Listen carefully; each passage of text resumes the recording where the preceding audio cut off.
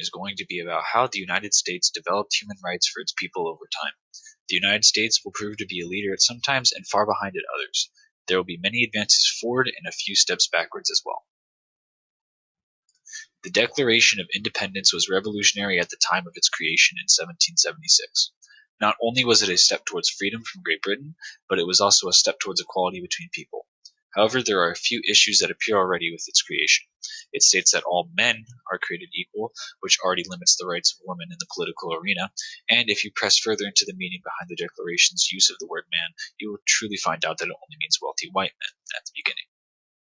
The Bill of Rights was another forward step for the United States. It granted rights to its people that had been key issues in the past under other countries' rule like Britain. It provided freedom of religion, speech, and provided a better protection and representation to citizens of the United States. The Native American genocide was the result of Congress passing the Indian Removal Act in 1830. There were an estimated 4,000 deaths from the Trail of Tears, and even more lives will be ruined in the future because of this event.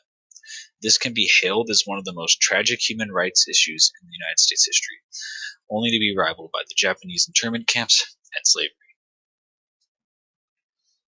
The ending of slavery, although late compared to Europe, was a massive step forward in United States history. The freedom of slaves, or the 13th Amendment, also quickly led to the 14th and 15th Amendments, which granted citizenship and the right to vote to African Americans. This is one of the largest steps forward the United States would take in human rights, but the Jim Crow laws would dampen the effect it had in the South almost to a point of negligence in the early days of the three amendments. The United States also signed the Hague Conventions, which helped protect POWs in World War II.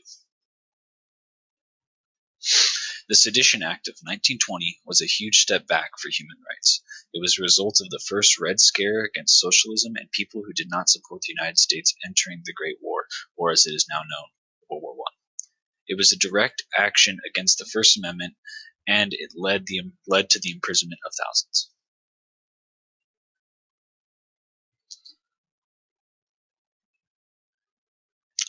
After almost 60 years of blacks being able to vote, the women were finally able to get their suffrage as well after a long, hard-fought victory with courts.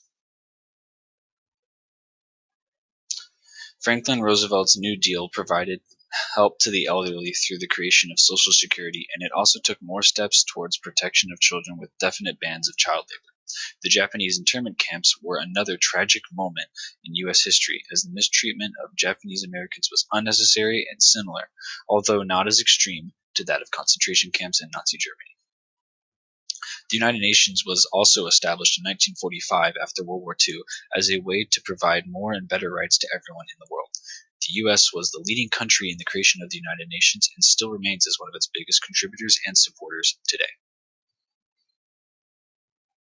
It's hard to believe that segregation of blacks still existed after World War II, but it wasn't until 1954 that Brown won the case against the Board of Education, and until around 1964 when Martin Luther King Jr. spoke out against segregation that segregation would finally come to an end.